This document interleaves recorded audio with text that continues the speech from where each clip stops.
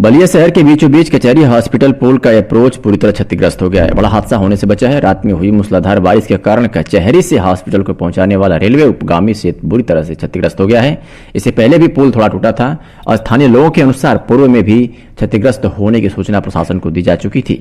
सूचना पर इसे रिपेयरिंग का कार्य कराकर छोड़ दिया गया था।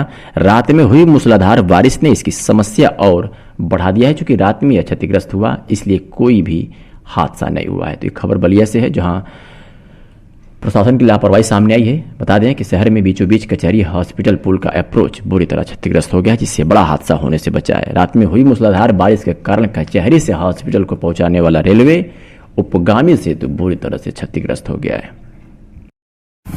नाम बताइए। मैं उमेश कुमार, सभासद वार्ड नंबर 1, जगदीशपुर पानी टंकी।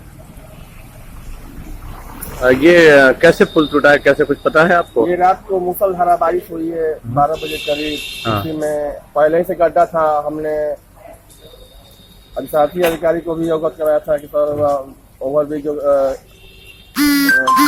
गिर रहा है पुल के नीचे, वहाँ पे गड्ढा है, वहाँ पे जल्दी जल्दी गड्ढा माटी भरवाया जाए। तो अभी कुछ दिन पहले छोटा गड्ढा था और रात को पानी गिरा इसमें, तो पूरा एकदम फंस गया जी। तो मतलब पहले से इस पे ऐसे संकेत थे कि फंस सकता है? जी, संकेत था, पहले ही फंसा था।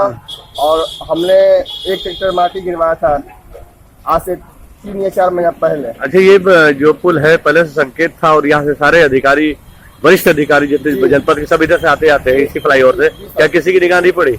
नहीं सर, निगाह कहाँ पड़ रही है।